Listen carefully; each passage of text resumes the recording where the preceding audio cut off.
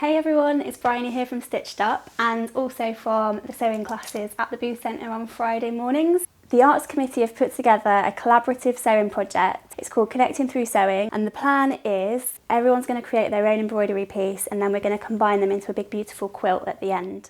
So your kit includes 6 random colours of embroidery threads, an embroidery hoop, 3 colours of fabric, so everyone's got these same 3 colours, so we're going to have a really nice colour coordinated quilt at the end of it. An embroidery needle, some thread snips, a white gel pen, a pencil and a few sheets of A4 paper. So the idea behind the project is that everybody's going to do an embroidery piece which includes their name and a picture or a word to describe something that means something to you or something that you like. So I've done a drawing of a bicycle here because cycling is basically the thing that's keeping me sane at the moment, so that's what I've drawn. So what you're going to do, step 1 is to draw your design. So get one of your sheets of paper, and if you just take the embroidery hoop, you can pop it anywhere on there and just draw a circle, and then you know that that's roughly how big you want to make your drawing. Once you've done your drawing, you need to make sure that the parts of the drawing that you want to use are really well outlined, so nice thick dark lines. As you can see on here, my drawing is not the neatest, you know what my drawing skills are like, but I'm not worried about that. We've not put a rubber in the kit, so if you make a mistake, it's okay, you can just sort of go over with a darker line the bits that you definitely want to trace over. Or if you want, obviously you can just get a new sheet of paper, so that's why we've given you a few for experimentation. So if you want to transfer your drawing onto a cream piece of fabric rather, you can literally place it on top, and as I've done here, just really faintly just trace through the drawing that you can see nice and clearly underneath. Just like that. Don't press too hard because ideally we don't want the pencil to show through underneath your stitching. So with my dark fabric, all I've done is just come up to the window and I'm just holding my drawing up against the window, and then I've laid the fabric down over the top, and you can kind of stick this down if you like, if you've got any kind of tape that you can temporarily stick it to the window. I'm just going to sort of hold mine and you can just draw over with the white gel pen. These pens don't show up super well, so if they're not coming up, then you can just give them a bit of a shake and just get the gel, because gravity doesn't really do them very well if you're sort of drawing at that angle. So try and draw with the pen facing down if you can, and just maybe go over it 2 or 3 times, and then it should show up enough for you to stitch on. If you don't have a window that you can get to trace your drawing, then you can use an app on your smartphone. So there's a free one, don't know if you can see that, called Lightbox. Excuse my broken phone, by the way. It's that one called Lightbox, and it's totally free and you can download it, and all it does is turn your phone into a white screen like a light box. And I've sort of put the blinds down so that so you need to do this in a sort of dark space. And you probably will have to do your drawing section by section, but you can see how you can totally see the drawing through there, and even through the fabric there. So then it's just exactly the same thing again, just with the white gel pen, just tracing over it like that. And you'll just have to sort of work your way around the drawing like that, tracing each bit.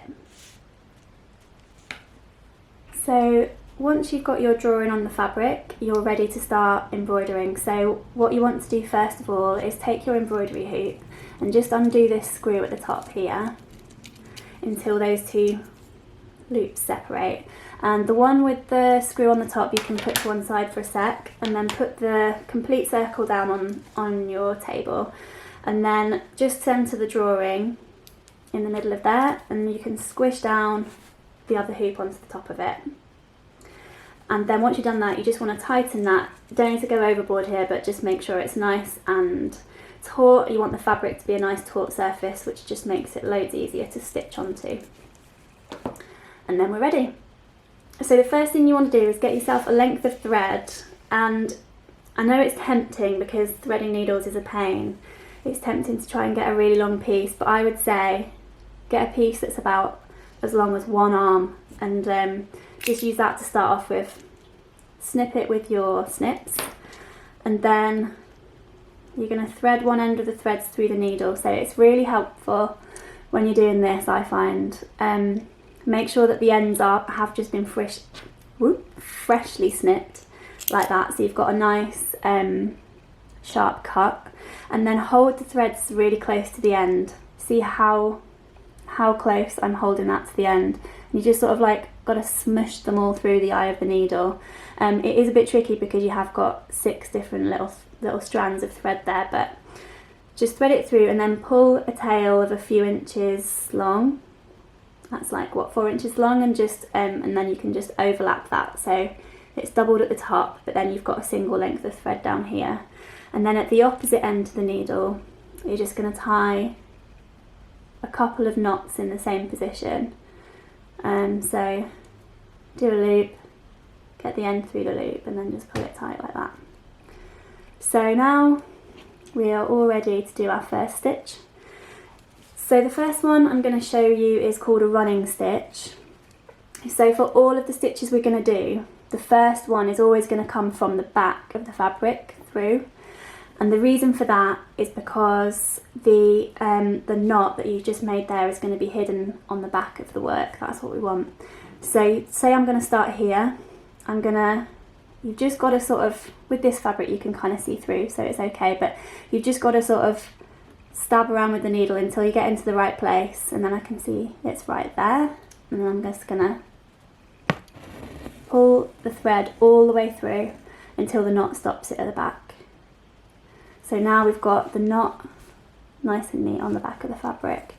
So for the running stitch, what you want to do is imagine each stitch to be about the length of a grain of rice, and you're going to put the needle back in from the front to the back this time, so the opposite way to last time, and just pull the thread all the way through again, like that. So the next stitch comes back up again about a grain of rice length away, but from the back to the front, so the opposite way to last time. From the back to the front, push the needle up, and then just pull it all the way through, like that. And then your next one goes from the front to the back, about a grain of rice length away, like that. So this stitch is obviously, it's a dotted line, so it doesn't give you a complete outline. So for my bike, actually I want to have a complete solid line that follows the frame of my bike around here. So the next one I'm going to show you is called a back stitch, and you start off in the same way as for a running stitch. So you come up from the back. So I'm going to be doing my my back stitch down this line here.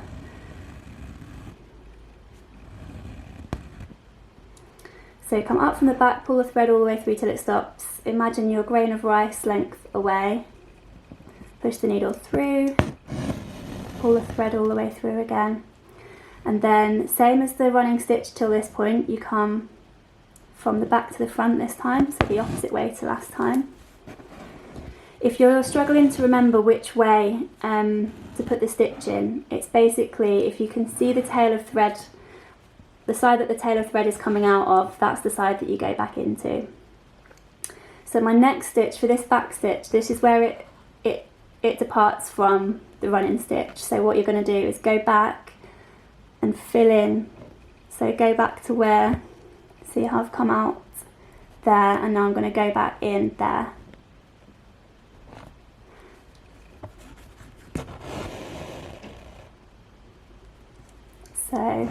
So now my thread tail is coming out of the back, so my next stitch is going to go into the back. So I'll do it from the front though, because it's just easier to see. So I'm going to find where I want to be with my needle, come through from the back to the front, pull it all the way to the end, and then I'm going to go back and fill in that gap there. So just do one more so you can see.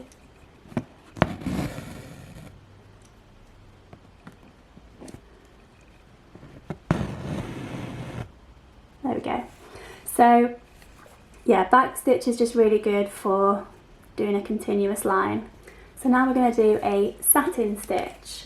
So again, as always, start from the back, and what I'm going to do with this one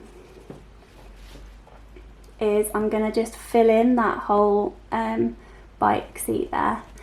So I'm going to start from this side, so start from one edge of your shape. I'm going to go from the narrow bit of the saddle to the wider bit.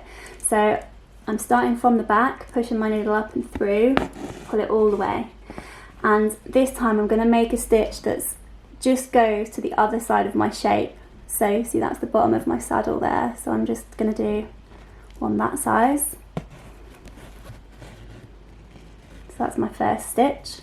And when you're pulling these through, just don't pull too tight. You don't want to pucker the fabric at all. You just want the stitching to be lying as flat as possible. I could probably just do with tightening up the fabric on this. Can you see how it's sort of puckering a little bit in the hoop? So if that happens, you can just tighten it a little bit more. Okay, so then my next stitch is gonna go right next to the other one, where the other one started, so here. And what you basically do with a satin stitch is you just, oh, got a little tail there. Let's just get rid of that because that's going to get in the way. So you're just doing a load of stitches right next to each other basically. So my next one, I put the needle in right next to there, where the last one finished.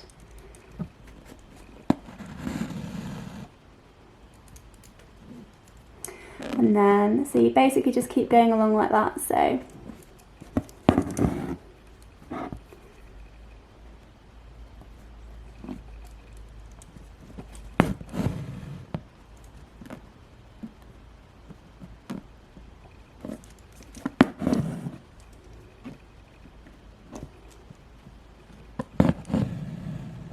So it takes a bit of time, but you can see how you can just fill in like a solid area of colour there with the satin stitch.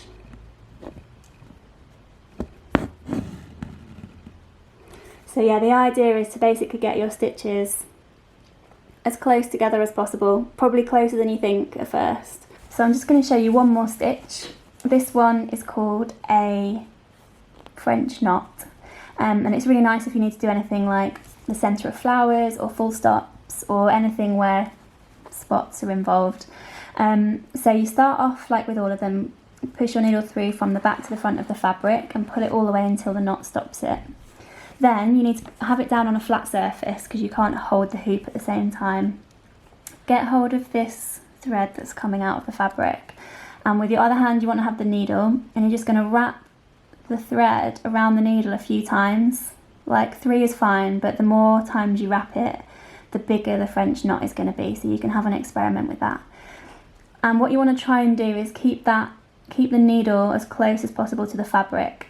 And the next thing, whilst you're keeping your tension with these 2 fingers and this thread, you're going to put the needle back into the fabric where it came out of, and keep hold of this again for this step. Just push the needle through and then pull it through from the back. And it's a little bit fiddly this, but give it, if it won't quite go through, then just give it a bit of a wiggle. And then you can see, just makes that nice little knot there. So that was, I think, did I wrap it around 3 times? So it's fairly small, but you could do another couple and make it bigger. But yeah, that looks really nice for, yeah, the centre of flowers. I might do one there as a full stop after my name or something. Or even, you can also just space them out all around your work just to sort of colour it in a little bit.